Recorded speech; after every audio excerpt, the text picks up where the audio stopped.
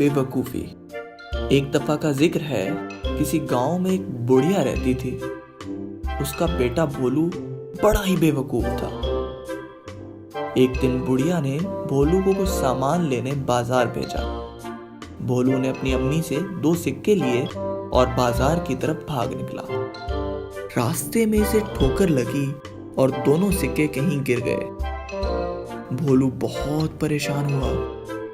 उसने वापस आकर अपनी अम्मी को बताया कि सिक्के गुम हो गए हैं। उसकी माँ ने उसे समझाया, बेटा, इस तरह की चीजों को जेब में रखते हैं।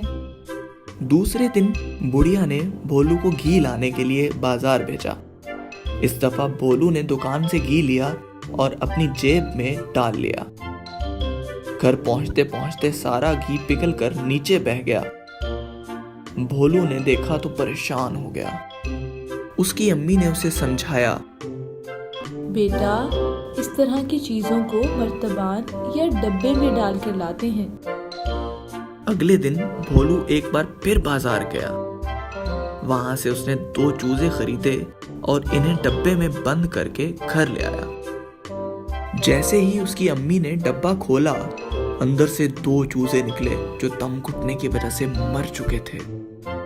उसकी अम्मी ने अफसरदा होकर कहा, बेटा, ऐसी चीजें हाथों में उठाकर लाते हैं।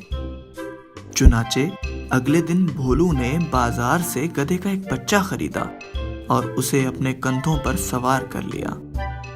गधे का बच्चा उसके कंधों पर टिक ही नहीं रहा था। भोलू बड़ी मुश्किल से अपने घर की जानिब रवाना हुआ। रास्ते में एक शहजादी रहती थी। शहजादी ने उस दिन ऐलान कर रखा था कि जो भी आज मुझे हंसाएगा उसे मैं इनाम दूंगी। अब शाम होने को थी, लेकिन कोई भी शहजादी को हंसा ना सका था। ऐसे में महल के सामने से भोलू का गुजर हुआ, जिसने बड़ी मुश्किल से अपने कंधों पर गधे का बच्चा उठा रखा था। ये देखते ही शहजादी की हंसी छूट गई। उसने भोलू को बुलाकर बहुत सारे इनामात दिए। देखा बच्चों, भोलू बेवकूफ जरूर था, मगर वो हर बार अपनी अम्मी का कहना मानता था।